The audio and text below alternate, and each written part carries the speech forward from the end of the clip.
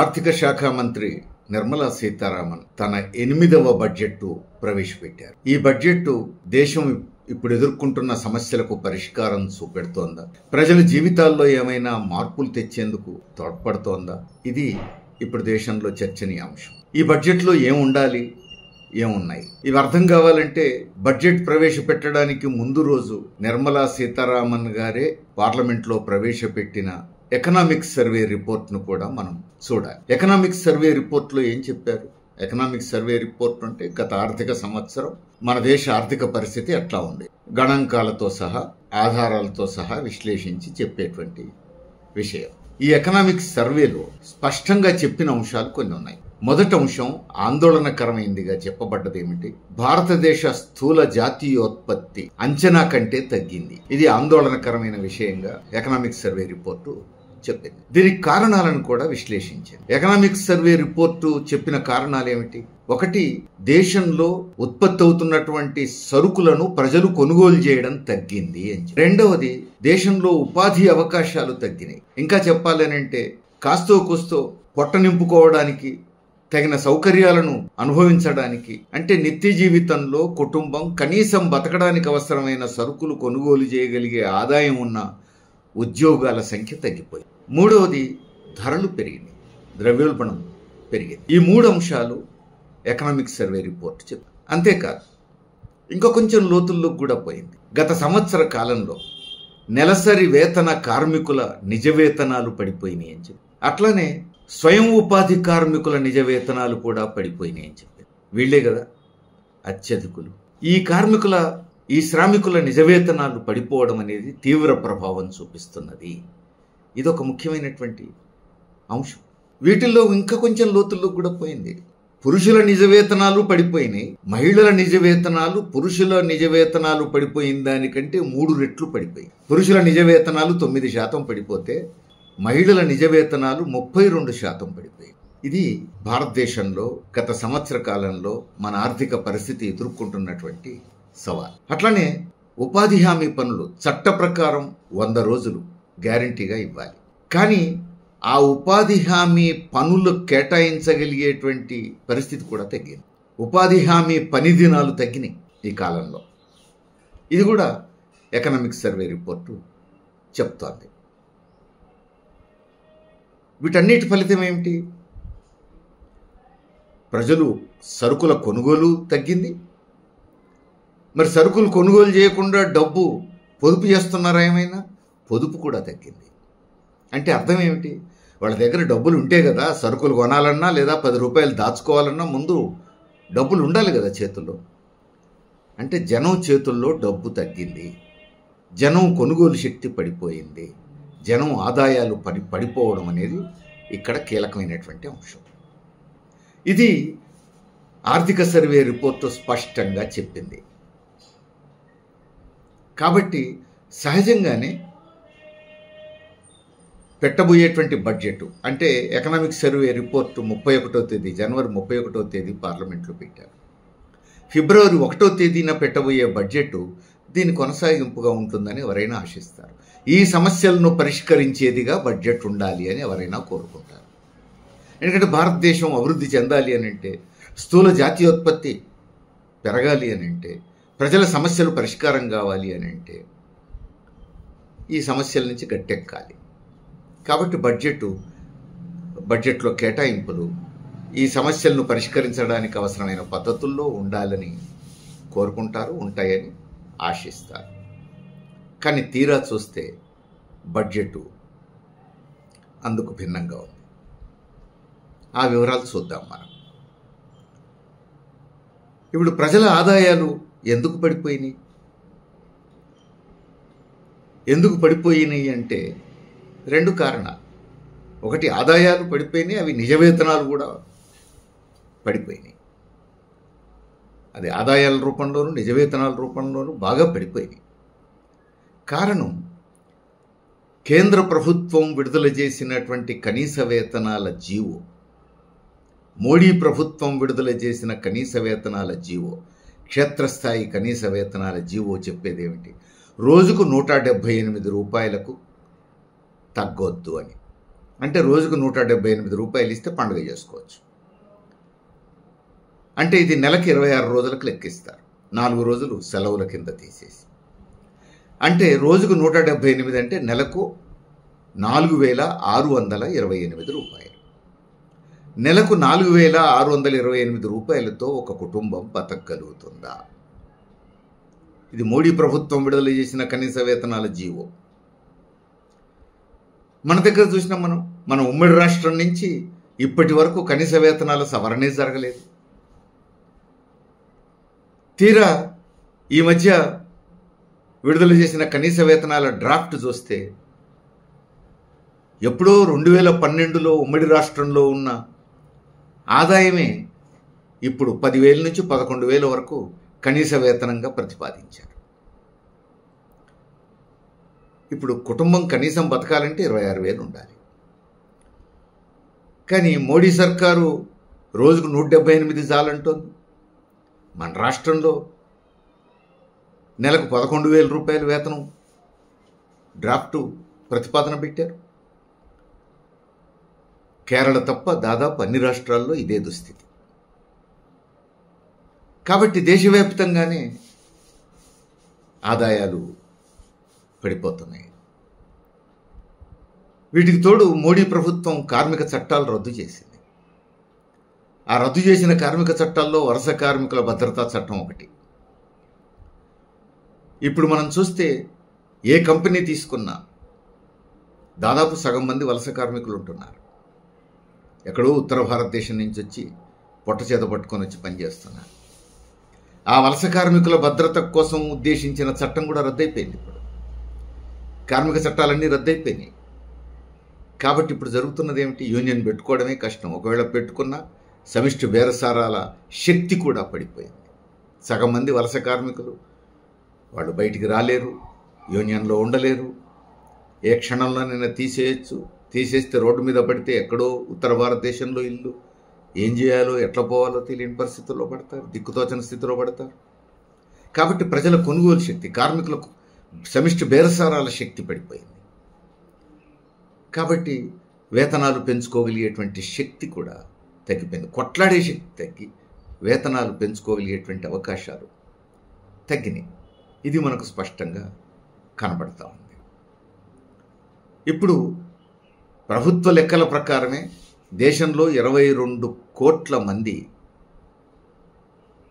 రోజువారీ ఆదాయం 300 రూపాయలు, కేవలం 300 రూపాయలు. ఇది ప్రభుత్వ లెక్కల ప్రకారం. అంతకంటే తక్కువ ఆదాయం ఉన్నోళ్ళు చాలా ఎక్కువ సంఖ్యలో ఉన్నారు, మనకు తెలుసు అది. మరి ఈ పరిస్థితుల్లో ప్రజల కొనుగోలు శక్తి ఏముంటుంది? వీటికి తోడు ధరలు విపరీతంగా పెరిగినాయి. మనందరం చూస్తున్నాం. మన జీవిత కాలంలో ధరలు ఇంత పెరుగుతాయని ఎప్పుడూ మనం ఊహించలేదు. ఇక పెట్రోలు, డీజిల్ ధరలు విపరీతంగా పెరిగినాయి. పర్యవసానంగా సమాజంలో అన్ని రకాల సరుకుల ధరలు విపరీతంగా పెరిగినాయి. వీటికి తోడు ప్రభుత్వం వేసేటువంటి పన్నులు, జీఎస్టీ రూపంలో వేస్తున్నటువంటి పన్నుల భారం నడ్డి విరిగేట్టుగా ఉంది. వీటన్నిటి ఫలితంగా ప్రజల ఆదాయం తక్కువ, ఖర్చు ఎక్కువ, ధరలు విపరీతంగా పెరిగినాయి. ఇదొక సమస్య. అట్లానే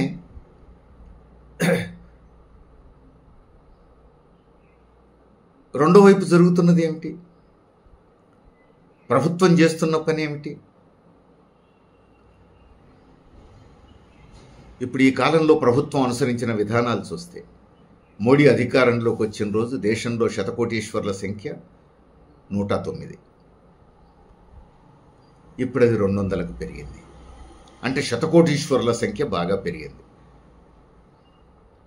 అంటే 100 కోట్లకు అధిపతులు పెరిగిపోతున్నారు. ప్రజల ఆదాయాలు పెరిగిపోతున్నాయి, ధరలు పెరిగిపోతున్నాయి. ఇది స్పష్టంగా మనకు కనబడుతున్నటువంటి ఒక సత్యం. అంతేకాదు, ఇప్పుడు కార్పొరేటైజేషన్ పెరిగింది. విద్య, వైద్యం అన్ని రంగాల్లోనూ బడాబాబుల పాత్ర పెరిగిపోయింది. ప్రతిదీ ప్రైవేటీకరణ, అందులో కార్పొరేట్ సంస్థలు చొరబడ్డాయి. వాళ్ళు ఏం చేస్తే అది అన్నట్టుగా నడుస్తుంది. కాబట్టి ఇప్పుడు పిల్లల చదువుల ఖర్చు పెరిగింది, వైద్యం ఖర్చు పెరిగింది, ఇంటి కిరాయిల ఖర్చు పెరిగింది. ఒక కుటుంబంలో తమకొచ్చే ఆదాయంలో పావువంతు పిల్లల చదువులకే సరిపోవట్లేదు, ఇంకో పావువంతు వైద్య సదుపాయాలకి సరిపోవట్లేదు, మరో పావువంతు ఇంటి అద్దెలకే పోతోంది. ఇంకా ఏం తిని బతకాలి, ఇంకేం సరుకులు కొనగలుగుతారు అనేది సమస్య. వీటికి తోడు జరిగింది ఏమిటి? అవసరాలు పెరిగినాయి. సమాజం అభివృద్ధి చెందుతున్న కొద్దీ ప్రజల అవసరాలు కూడా పెరుగుతాయి కదా. ఇప్పుడు అవసరాలు పెరిగినాయి. చూడండి, సాధారణ అడ్డా కూలీ కూడా, అసంఘటిత రంగ కార్మికులు కూడా, వ్యవసాయ కూలీలు కూడా బైక్ లేకపోతే సకాలంలో పనికి అందగలిగే అవకాశం లేదు. రిక్షా కార్మికుడి చేతుల్లో కూడా ఫోన్ లేకుండా, స్మార్ట్ ఫోన్ లేకుండా సాధ్యం కాదు. స్మార్ట్ ఫోన్ ఉండాలంటే ఇంటర్నెట్ ఉండాలి, ఇంటర్నెట్ సౌకర్యం ఉండాల్సిందే. ఇండ్లల్లో బాసనలు దూముకునేటోళ్ళకు కూడా సెల్ ఫోన్ లేకపోతే ఇంటి యజమాని పనిలో పెట్టుకోరు. ఎందుకంటే ఎప్పుడు అవసరం పడ్డానికి ఫోన్ చేసేటట్టు ఉండాలి, నీ దగ్గర ఫోన్ లేకపోతే ఎట్లా అని అడుగుతున్నారు. అందుకని ప్రతి ఇంట్లో 2, 3, 4 ఫోన్లు అవసరం అవుతున్నాయి. ఇది పెరిగినటువంటి అవసరాలు ఇవి. కరెంటు వినియోగం పెరిగింది, విద్యుత్ వినియోగం పెరిగింది. ప్రతి ఇంట్లో 1, 2 బల్బులు, ఫ్యాను అనివార్యం అవుతున్నాయి.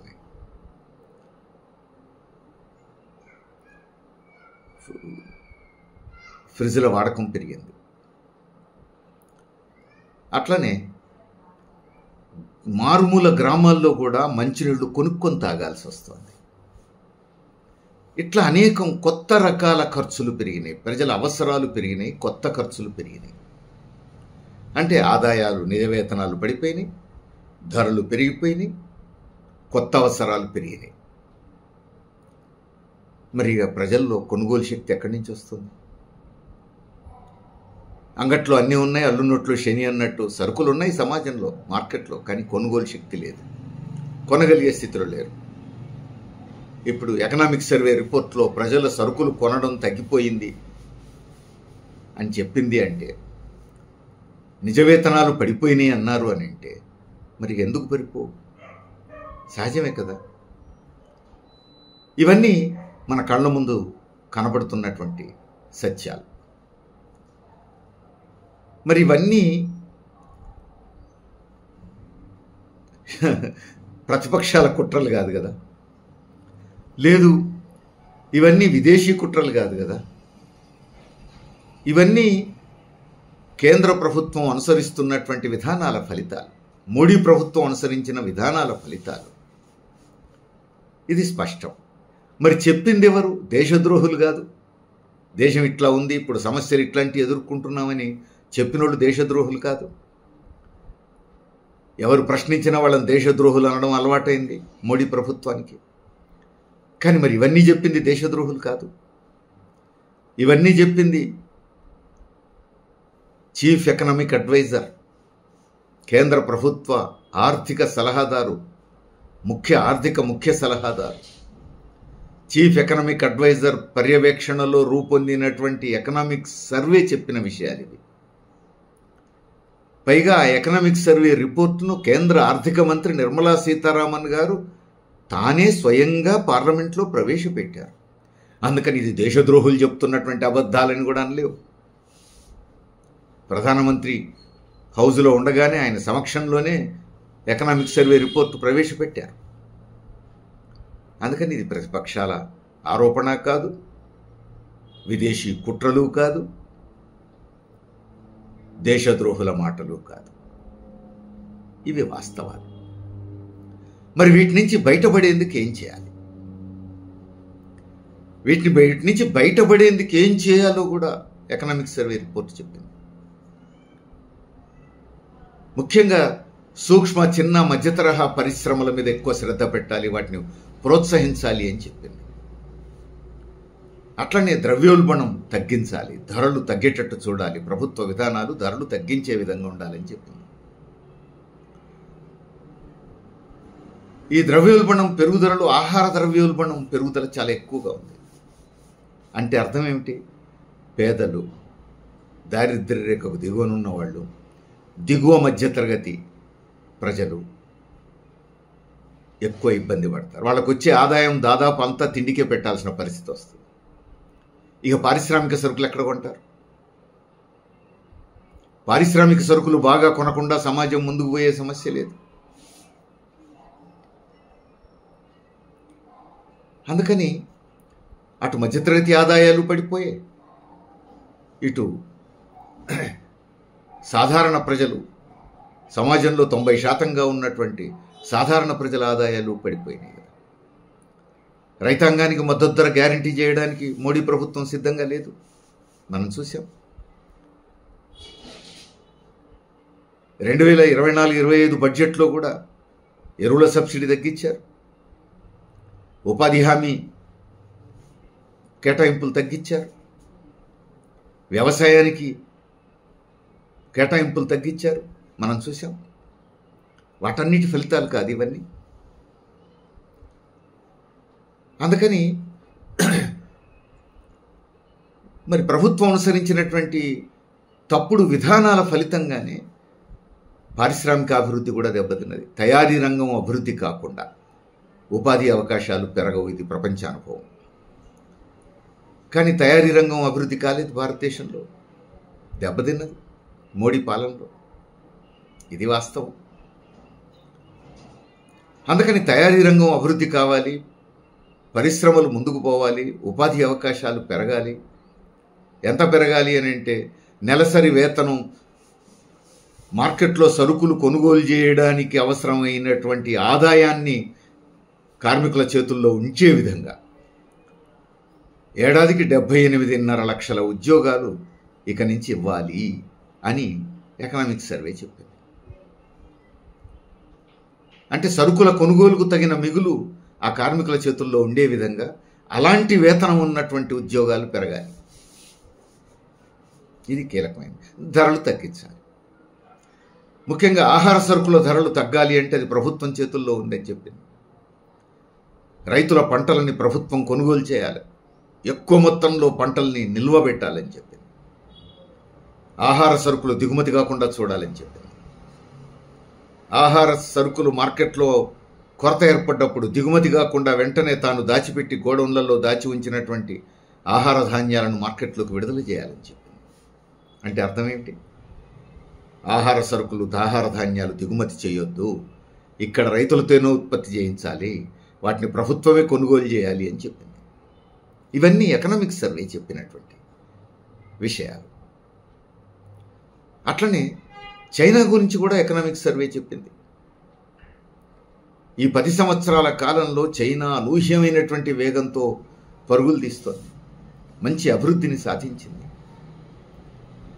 చైనా ప్రజల ఆదాయాలు పెంచుకున్నది.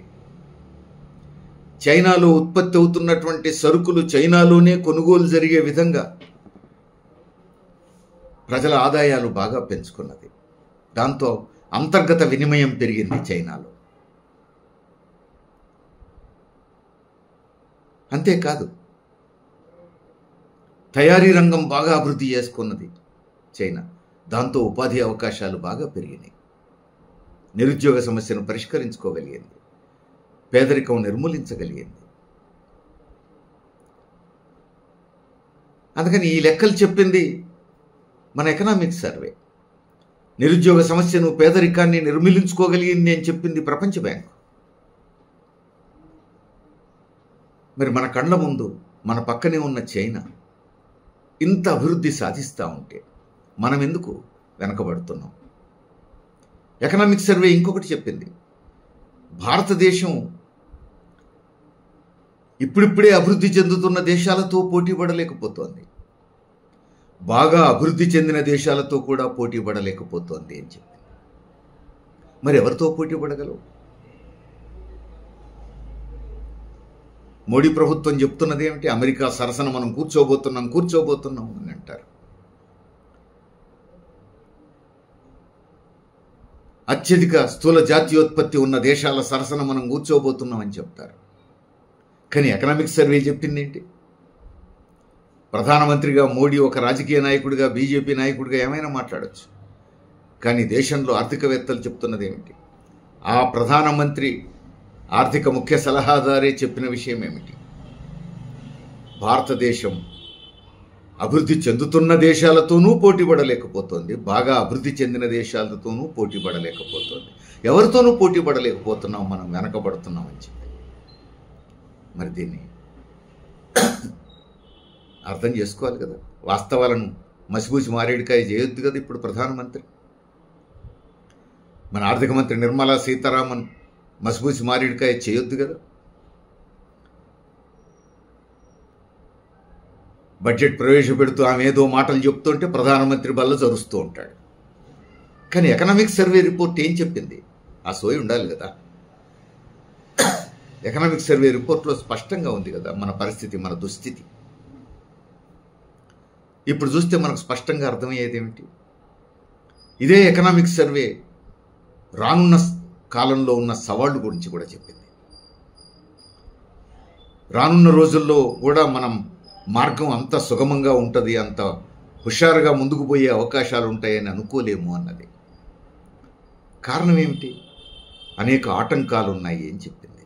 రానున్న కాలంలో కూడా ఏమిటి ఆటంకాలు? ఒకటి, పెద్ద పెద్ద కార్పొరేట్ సంస్థలు తమకు వస్తున్నటువంటి ఆదాయాలను కొత్తగా పెట్టుబడులు పెడతారనేటువంటి నమ్మకం కుదరట్లేదన్నది. అంటే అవన్నీ తీసి దాచిపెట్టుకుంటారు. ఆర్థిక వ్యవస్థలో మళ్ళీ వాటిని పంప్ చేయరు, పెట్టుబడులు పెట్టరు. ఈ డౌట్ ఇప్పుడు చీఫ్ ఎకనామిక్ అడ్వైజర్కి వచ్చింది. ఎకనామిక్ సర్వే హెచ్చరిస్తున్నది. రెండోది ఏమిటి? అంతర్జాతీయంగా కూడా అమెరికాలో ట్రంప్ అధికారంలోకి వచ్చారు. ట్రంప్ ప్రభుత్వం అనుసరించే విధానాలు మనకు హెచ్చరికలుగా ఉన్నాయి, మనకు ఇబ్బందులు కలిగించేట్టుగా ఉన్నాయి అని చెప్తోంది ఎకనామిక్ సర్వే. మోడీ ఏమంటాడు? మనందరిని నమ్మంటాడు, ట్రంప్ మన దగ్గర మిత్రుడు అని చెప్పేసి. చూసినాం కదా గత ఎన్నికల్లో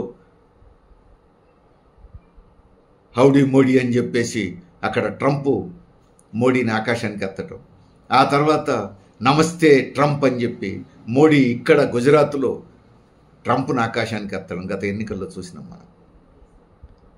ఇక అమెరికాలో ట్రంప్ వస్తే మనకు చాలా మేలు జరిగిపోద్ది అన్నట్టుగా ఒక ఇంప్రెషన్ క్రియేట్ చేశారు. ఇప్పుడు ఆ ట్రంపే వచ్చాడు.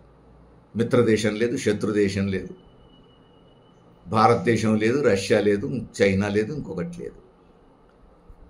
అమెరికానే ఫస్ట్ ప్రపంచంలో. దీనికి ఎవరడ్డం వచ్చినా ఊకం అనే ఒక అహంభావపూరితమైనటువంటి వైఖరి తీసుకున్నారు. ఇప్పుడు ట్రంప్ అనుసరించే విధానాలు భారత అభివృద్ధికి ఆటంకంగా ఉండే అవకాశం ఉంది అని మన ఎకనామిక్ సర్వే రిపోర్ట్ హెచ్చరించింది. అంతర్జాతీయ వాణిజ్యంలో వచ్చేటువంటి ఒడిదుడుకులు కూడా మనము కుదుపుకు లోను చేస్తాయి అనే విషయం కూడా మన ఎకనామిక్ సర్వే ఎత్తి చూపింది. ఇక రష్యా ఉక్రెయిన్ మధ్య యుద్ధం ఉండనే ఉన్నది. ఇజ్రాయెల్ పాలస్తీనా సమస్య ఇంకా ముదిరే ప్రమాదం కనబడుతూనే ఉన్నది. ఇలాంటి అంతర్జాతీయ సంఘర్షణలు కూడా మనకు ఆటంకంగా పరిణమించవచ్చు అని కూడా మన ఎకనామిక్ సర్వే చెప్పింది. అందుకని మనం ఎగుమతుల మీద ఆధారపడగలిగే పరిస్థితి లేదు. అసలు ప్రపంచంలో అత్యంత వేగంగా అభివృద్ధి చెంది ఎగుమతుల్లో కూడా అమెరికాను కూడా దాటిపోయింది చైనా. ఇప్పుడు ప్రపంచ వాణిజ్యంలో ఎగుమతిదారుల్లో నెంబర్ 1 చైనా. అలాంటి చైనానే కుదుపులకు లోనవుతోంది. ఇప్పుడు ప్రపంచంలో వస్తున్నటువంటి ఆర్థిక ఒడిదుడుకుల మూలంగా, ప్రపంచంలో ఇతర దేశాల్లో వస్తున్నటువంటి సమస్యలు, ధరల పెరుగుదల, సరుకుల వినిమయం తగ్గుదల, ఇలాంటి కారణాల రీత్యా చైనా ఎగుమతులే ఇప్పుడు ప్రశ్నార్థకం అవుతున్నాయి. ఇలాంటి స్థితిలో భారతదేశం ఎగుమతుల మీద ఆశపడటంలో అర్థం లేదు కదా, హాస్యాస్పదం అవుతుంది. కాబట్టి ఇప్పుడు భారతదేశం చేయాల్సినటువంటి పని ఏమిటి?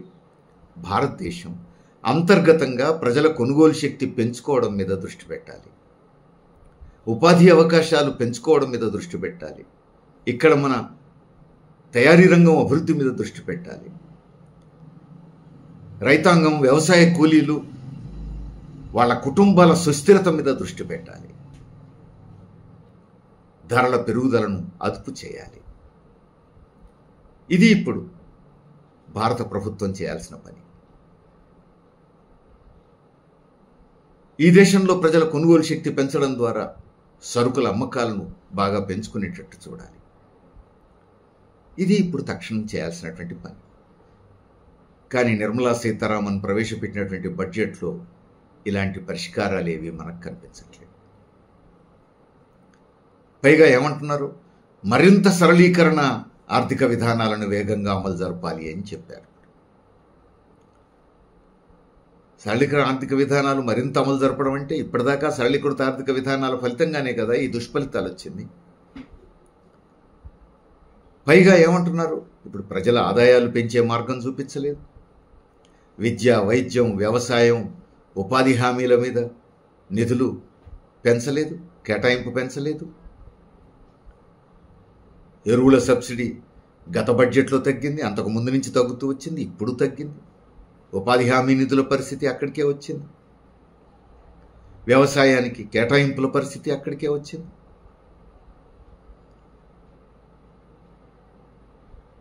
కేవలం 12 లక్షల లోపు వార్షిక ఆదాయం ఉన్న ఉద్యోగుల పన్ను రాయితీ ఒక్కటి చూపించి మొత్తం దేశ ప్రజలందరూ సంతోషించాలని చెబుతున్నారు. కానీ జరుగుతున్నది ఏమిటి, ఆ ఉద్యోగులకు కూడా ఒక చేత్తో ఇచ్చి ఇంకో చేత్తో తీసుకోవడమే కదా. ఎందుకంటే ధరలు విపరీతంగా పెరుగుతున్నాయి. ధరలు విపరీతంగా పెరిగిన తర్వాత నువ్వు ఒక చేత్తో రాయితీ ఇచ్చినట్టే ఇచ్చి రెండో చేత్తో నువ్వు జిఎస్టీ పన్నుల భారం పెంచి లాక్కుంటున్నావు. ఇప్పుడు చూడండి, దేశంలో ఆశ్చర్యకరమైంది, అంబానీల కంటే, అదానీల కంటే ఉద్యోగులు కడుతున్న పన్ను ఎక్కువ. ఉద్యోగులు కట్టేటువంటి పన్ను 30% కంటే మించి ఉన్నది. పెద్ద పెద్ద కార్పొరేట్ సంస్థలు కట్టే పన్ను ఉద్యోగులు కట్టే పన్ను కంటే తక్కువ. 100 కోట్లు, 1000 కోట్లు, లక్షల కోట్ల సంపదకు అధిపతులుగా ఉన్న వాళ్ళు తక్కువ పన్ను కట్టడం ఏంటి? నెల జీతగాళ్లుగా ఉన్న ఉద్యోగులు ఎక్కువ పన్ను కట్టడం ఏంటి? ఇంతకంటే అన్యాయం ఉంటుందా? పొద్దున్న లేస్తే అమెరికాను గురించి మాట్లాడతారు పాలకులు. అలాంటి అమెరికాలో ఉన్నటువంటి పన్ను కూడా కార్పొరేట్ సంస్థల మీద ఆ మేరకు కూడా పన్ను భారతదేశంలో లేకుండా తగ్గించేశారు. ఇది స్పష్టంగా మనం కనబడుతున్నటువంటి అంశం. అట్లనే చమురు ధరలు ఎట్లా ఉండొచ్చు? ఒకవైపు జిఎస్టీ విపరీతంగా వేశారు భారాలు. మరి జిఎస్టీ పరిధిలోకి రాని చమురు ధరలు ఏమన్నా తగ్గుతాయా అని అంటే chief economic adviser no comment అన్నాడు. అంటే అర్థం ఏమిటి? ఏమీ చెప్పలేను అని అర్థం. అంటే అవి ఎంతైనా పెరగచ్చు, ఊహించలేకపోతున్నామంటున్నాడు. మరి ఇవన్నీ జరిగిన తర్వాత ఆ భారం అంతా మోసేదెవరు? మళ్ళా ఉద్యోగులే కదా. అందుకని నువ్వు ఒక చేత్తో ఇచ్చినట్టే ఇచ్చి మళ్ళా ఇంకో చేత్తో గుంజుకోవటమే కదా. ఇప్పుడు విద్య మీద పెరిగినటువంటి ఖర్చు, వైద్యం మీద పెరిగినటువంటి ఖర్చు ఎవరు భరించాల్సింది? ఇవన్నీ సమస్య అది. మరి మరోవైపు ప్రభుత్వం ఏం చేస్తోంది? ఎవరికి రాయితీలు ఇస్తోంది? మోడీ ప్రభుత్వం గత 10 సంవత్సరాల్లో 14,46,000 కోట్ల రూపాయలు బడాబాబులు ప్రభుత్వ రంగ బ్యాంకులకు ఎగ్గొడితే అదంతా మాఫీ చేశాడు. ఎవరి సొమ్మది? బ్యాంకుల్లో దాచుకున్నది ప్రజలు. ప్రజలు బ్యాంకుల్లో దాచుకున్న డబ్బుని బడాబాబులు, అంబానీలు, అదానీలు, టాటాలు, బిర్లాలు ఇలాంటి పెద్ద పెద్ద కార్పొరేట్ సంస్థలు మొండిబకాయిలుగా పెట్టేస్తే, వాటిని మాఫీ చేస్తే ఆ భారం అంతా ఎవరు పోయారు? ప్రభుత్వ రంగ బ్యాంకులు కదా, ప్రజలు కదా, ప్రజల మీద కదా ఇప్పుడు నువ్వు ఆ భారం వేస్తున్నది. ఇంతకంటే అన్యాయం ఏముంటుంది? అంతేకాదు, ఎకనామిక్ సర్వే రిపోర్ట్ చెప్పింది, సాధారణ ప్రజల కనీస నిజ వేతనాలు పడిపోయినాయి అని చెప్పింది. కానీ అదే 24-25 ఆర్థిక సంవత్సరంలో 2024-25 ఆర్థిక సంవత్సరంలో కార్పొరేట్ సంస్థల ఆదాయం మాత్రం 23% పెరిగింది అని చెప్పి. అంతేకాదు గత 15 సంవత్సరాల్లో ఎప్పుడూ లేనన్ని లాభాలు కార్పొరేట్ సంస్థలు గడించినాయని కూడా చెప్పింది. అంతేకాదు కరోనా కాలంలో కూడా జనం అల్లాడిపోతుంటే కార్పొరేట్ సంస్థలు మాత్రం బలిసిపోయినాయి. ఇది వాస్తవం. అంటే గత 15 సంవత్సరాలుగా కార్పొరేట్ సంస్థలు బలిసిపోతున్నాయి. గత ఆర్థిక సంవత్సరంలో కూడా 23% పైగా కార్పొరేట్ సంస్థల ఆదాయం, వాళ్ళ లాభాలు పెరిగినాయి. మరి ప్రజలేమో అల్లాడిపోతున్నారు, వేతనాలు పడిపోతున్నాయి, ధరల పెరుగుదల, ఉపాధి అవకాశాలు లేవు. కానీ బడాబాబులు మాత్రం ఇట్లా బలిసిపోతున్నారనేది స్పష్టంగా మనకు కనబడుతుంది. 2015లో మోడీ అధికారంలోకి వచ్చిన తర్వాత 2015లో సంపద పన్ను రద్దు చేశారు. శతకోటీశ్వర్ల మీద సంపద పన్ను ఎందుకు రద్దు చేయాలి? వారసత్వ పన్ను లేదు మన దేశంలో. పికెట్టి ప్రముఖ ఆర్థికవేత్త, ప్రపంచ బ్యాంక్ అధినేతగా పనిచేసినవాడు, నోబెల్ బహుమతి గ్రహీత, ఆయన చెప్పాడు భారత ప్రభుత్వం 10 కోట్లు అంతకంటే ఆదాయం ఉన్న వాళ్ళ మీద సంపద పన్ను విధిస్తే, 33% వారసత్వ పన్ను విధిస్తే భారత ప్రభుత్వానికి కావాల్సినంత ఆదాయం అన్నాడు. మరి ఎందుకు చేయరు? చేయకపోగా ఇక్కడ ఉన్న సంపద పన్ను రద్దు చేశారు. వారసత్వ పన్ను వేయట్లేరు. వారసత్వ పన్ను గురించి పికెట్టి మాట్లాడితే నిర్మలా సీతారామన్ గారు ఏమన్నారు? వారసత్వ పన్ను వేస్తే మన ఉద్యోగులు బాధపడతారన్నారు. ఉద్యోగుల ఆస్తి మీద వారసత్వ పన్ను ఏమని ఎవరు చెప్పారు? ఏడాదికి 10 కోట్లు అంతకంటే ఎక్కువ ఆదాయం ఉన్నవాళ్ళ మీద వారసత్వ పన్ను వేయమన్నారు. ఏం వేస్తే తప్పేంటి? వారసత్వ పన్ను కూడా ఉన్న శాస్త్రీయమైనటువంటి వివరణ ఏమిటి? ఒక వ్యవసాయ కూలీ కుటుంబంలో పుట్టినటువంటి పిల్లలు పుట్టుకతో వ్యవసాయ కూలీలే. వాళ్ళు పెరిగి పెద్దోళ్ళు అయిన తర్వాత కూడా కాయ కష్టం చేస్తే తప్ప పుట్టపోసుకోలేరు. అంటే వాళ్ళ తల్లిదండ్రులు కష్టం చేసి బతికినోళ్ళు, వాళ్ళు కష్టం చేస్తేనే బతకగలుగుతారు. అంటే సొంత కాళ్ళ మీద బతకటమే, పని చేసి శ్రమ చేసి బతకటం. కార్మికుల పిల్లలు అంతే, రైతుల పిల్లలు అంతే. కానీ అంబానీ పిల్లలు, అదానీ పిల్లలు, పెద్ద పెద్ద కార్పొరేట్ సంస్థల పిల్లలు, అధినేతల పిల్లలు, శతకోటీశ్వర్ల కుటుంబాల పిల్లలు, వాళ్ళు పుట్టుకతోనే వారసులైపోతున్నారు. వాళ్ళు ఏం కష్టపడకుండానే, వాళ్ళ సొంత మేధస్సుతో పని లేకుండానే, వాళ్ళు శ్రమించకుండానే ఆటోమేటిక్గా సంపద వాళ్లకు వారసత్వంగా వచ్చేస్తుంది. దీనికి శాస్త్రీయ ప్రాతిపదిక లేదు అని ఎవరు చెప్తున్నారు? ఎవరో కమ్యూనిస్టులు చెప్పేది కాదు ఈ మాట. అభివృద్ధి చెందిన పెట్టుబడిదారీ దేశాలే చెప్తున్నాయి. ఆ దేశాల్లో వారసత్వ పన్ను విధించారు. ఆ వారసత్వ పన్ను భారతదేశంలో కూడా పెట్టాలి అని ఆ ప్రపంచ బ్యాంకుకు అధినేతగా పనిచేసినటువంటి ఆర్థికవేత్తే చెప్తున్నారు, పికెట్టి. కానీ మన ప్రభుత్వం ఆ వారసత్వ పన్ను విధించడానికి సిద్ధంగా లేదు. సంపద పన్ను పునరుద్ధరించడానికి సిద్ధంగా లేదు. కార్పొరేట్ పన్ను మోడీ ప్రభుత్వం వచ్చిన తర్వాత 10% తగ్గించింది. కార్పొరేట్ సంస్థలకు పన్ను ఎందుకు తగ్గించాలి? పెంచాలి కదా. వాళ్ళు కార్పొరేట్ పన్ను 10% తగ్గిస్తే ఆ ఆదాయం అంతా ఇంకెక్కడన్నా పెట్టుబడులు పెట్టారా? వాళ్ళు పెట్టుబడులు పెట్టలేదు, కార్మికుల వేతనాలు పెంచలేదు అని తేలింది. అంటే ఏం చేశారు? ఆ డబ్బులు తీసుకుపోయి ఎక్కడో స్థిరాస్తులలో పెట్టి దాచుకున్నారు. అందుకని వాళ్ళకి ఇచ్చిన రాయితీ వాళ్ళ బొజ్జలు నింపుకోవడానికి, ఆస్తులు పెంచుకోవడానికి ఉపయోగపడ్డది తప్ప భారత ఆర్థిక వ్యవస్థను అభివృద్ధి పదంలో నడపడానికి ఉపయోగపడలేదు. ప్రజల వేతనాల పెంపుకు, ఆదాయాల పెంపుకు ఉపయోగపడలేదు. అందుకని ఎక్కడైతే సంపద పోగవుతుందో అక్కడ ఎక్కువ పన్నులు వేయాలి అనేది సారాంశం. ఆ రూపంలో పన్నులు వేస్తే ప్రభుత్వానికి ఆదాయం పెరుగుతుంది. దానికి భిన్నంగా ఇప్పుడు ప్రభుత్వ ఆస్తులు అమ్మకాలు, మానిటైజేషన్ పేరుతో 10 లక్షల కోట్లు సంపాదిస్తారట ఇప్పుడు ఆస్తులన్నీ. ప్రభుత్వ రంగ సంస్థల షేర్లు అమ్మి లక్షల కోట్లు సంపాదిస్తారట. ఊళ్ళల్లో ఇల్లువాకిలు అమ్ముకొని నెత్తిన గుడ్డేసుకున్నోడిని ఏమంటాం? దివాళా దేశండి అంటాం. ఇప్పుడు మోడీ ప్రభుత్వం కూడా చెప్తున్నది అదే. ఆస్తులు అమ్మేసుకుంటుందంట. ఆస్తులు అమ్మేయాలంటే ఇప్పుడు అర్జెంటుగా. ఈ ఆస్తులు అమ్మడం ఏంటిది? ఈ బడాబాబుల మీద ఈ పన్నులు వేస్తే, కార్పొరేట్ పన్ను పెంచి, సంపద పన్ను వేసి, వారసత్వ పన్ను పెడితే, ఇలాంటి పన్నులు వేస్తే కేంద్ర ప్రభుత్వానికి కావలసినంత ఆదాయం కదా. బడ్జెట్ సైజు బాగా పెంచవచ్చు కదా. గత 15 సంవత్సరాల అనుభవం చూస్తే, జీడిపితో పోల్చుకుంటే, స్థూల జాతీయోత్పత్తితో పోల్చుకుంటే మన బడ్జెట్ సైజు తగ్గుతోంది. ఎందుకు తగ్గుతోంది? మన బడ్జెట్ సైజు ఎందుకు పెరగట్లేదు? ఎందుకు పెరగట్లేదు అని అంటే, ఎవరి దగ్గర అయితే సంపద పోగవుతుందో వాళ్ళ మీద నువ్వు పన్నులు వేయట్లేవు. వాళ్ళ మీద పన్నులు వేసి నువ్వు ప్రభుత్వానికి ఆదాయాన్ని సమకూర్చుకుంటే మన బడ్జెట్ సైజు పెరుగుతుంది. బడ్జెట్ సైజు పెరిగినప్పుడు విద్య, వైద్యం, ఉపాధి అవకాశాల మీద పెద్ద ఎత్తున ఖర్చు పెట్టచ్చు. వ్యవసాయ రంగంలో రైతుల కోసం, కూలీల కోసం పెద్ద ఎత్తున ఖర్చు పెట్టచ్చు. అణగారిన తరగతుల కోసం, దళితులు, మైనారిటీల కోసం, మహిళల అభివృద్ధి కోసం పెద్ద ఎత్తున ఖర్చు పెట్టచ్చు. ప్రభుత్వ ఖర్చు పెరుగుతుంది. ప్రభుత్వం ఖర్చు ఎప్పుడైతే పెరుగుతుందో సమాజంలో అనేక సమస్యలు పరిష్కారం అవుతాయి. ప్రజల చేతుల్లో డబ్బులు వస్తాయి. ప్రజల కొనుగోలు శక్తి పెరుగుతుంది. సమాజంలో సరుకులు ఇబ్బడి ముబ్బడిగా అమ్ముడుపోతాయి. పారిశ్రామిక అభివృద్ధికి, వ్యవసాయ అభివృద్ధికి అది బాగా తోడ్పడుతుంది.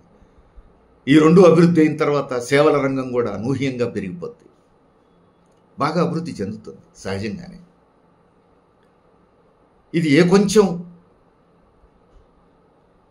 అర్థశాస్త్రం అర్థమైన వాళ్ళకైనా, ఏ కొంచెం సమాజం గురించి పరిజ్ఞానం ఉన్నోళ్ళకైనా అర్థమయ్యే విషయం. అందుకని ప్రభుత్వం ఎవరి పక్షాన ఉండదలిచింది అనేది కీలకం. ఇక్కడ ప్రభుత్వం ప్రజల పక్షాన ఉంటే పరిష్కారాలు ఉన్నాయి. కానీ ప్రభుత్వం బడాబాబుల పక్షమే, పెద్ద పెద్ద పెట్టుబడిదారుల పక్షం, ఫామ్ హౌస్ యజమానుల పక్షం, పెద్ద పెద్ద కాంట్రాక్టర్లు, వాణిజ్యవేత్తల తరఫునే పనిచేస్తున్నది తప్ప మోడీ ప్రభుత్వం ప్రజలను పట్టించుకునేందుకు సిద్ధంగా లేదు. దాని ఫలితమే నిర్మలా సీతారామన్ ప్రవేశపెట్టినటువంటి బడ్జెట్ సారాంశం కూడా ఇప్పుడు దేశం ఎదుర్కొంటున్నటువంటి సమస్యలను పరిష్కరించే దిశలో లేకపోవటం. అందుకని రానున్న కాలంలో సమస్యలు పరిష్కారం కాకపోగా సమాజంలో అశాంతి పెరిగే అవకాశం ఉంది. సమస్యలు ముదిరే అవకాశం ఉంది. ప్రజలు చైతన్యవంతులైతే ఉద్యమాలు పెరిగేందుకు అవకాశం ఉంది. ఇది ప్రభుత్వం బాధ్యతారాహిత్యం వల్ల వచ్చే పరిణామం.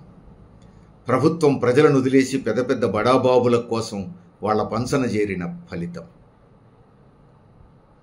ఇప్పటికైనా ఈ బడ్జెట్లో మౌలికమైన మార్పులు చేయాలి ప్రభుత్వం. సవరణలు చేయాలి. పార్లమెంట్లో చర్చకు అవకాశం ఇవ్వకుండా ఎవరైనా సూచనలు చేసినా తీసి పక్కన పాడేసి ఏకపక్షంగా బడ్జెట్ ఆమోదం పొంది మందబలం ఉంది కదా అని ముందుకు పోతే దేశం గట్టెక్కదు. అందుకని ప్రభుత్వం ఇప్పుడు ఈ బడ్జెట్లో సవరణలు చేసి, మౌలికమైన మార్పులు చేసి, ఇప్పుడు దేశం ఎదుర్కొంటున్నటువంటి సమస్యలకు పరిష్కారం చూపే విధంగా మార్పు చేయాలి. కానీ ఇప్పటిదాకా మోడీ ప్రభుత్వం అనుసరిస్తున్న విధానాలు చూసిన వాళ్ళకి ఎవరికైనా ప్రభుత్వం ఆ పని చేస్తుంది అని చెప్పేసి నమ్మకం ఉండదు. ఎందుకంటే మోడీ ప్రభుత్వం ఎవరి మాట వినదు కదా. మోడీ సీతయ్య ఎవరి మాట వినడు. తాము అనుకున్నది చేస్తారు. తాము ఎవరి పంచన చేరారో వాళ్ళ సేవలకే పరిమితం అవుతారు. కాబట్టి భవిష్యత్తు భారతదేశాన్ని తీర్చిదిద్దవలసిన బాధ్యత ప్రజల మీదనే ఉన్నది. శ్రీలంక కొన్ని సంవత్సరాల పాటు అనేక సమస్యలతో సతమతమైంది, మనం చూసినాం. అక్కడ పాలకులు ఇక్కడ సీతయ్యలాగా వ్యవహరించిన వాళ్ళే, ఇక్కడ మోడీలాగా వ్యవహరించిన వాళ్ళే. వాటి ఫలితంగానే శ్రీలంక ప్రజల సమస్యలు అనూహ్యంగా పెరిగి ప్రజల జీవితాలు అతలాకుతలమైనవి. అనేక ఉద్యమాలు చేయాల్సి వచ్చింది. ఇప్పుడు ఆ ప్రజలు ఎర్రజెండాను అక్కున చేర్చుకున్నారు, పాలకులను మార్చేసుకున్నారు. మరి భారత ప్రజానీకం భవిష్యత్తులో ఏం చేస్తారు వేచి చూద్దాం.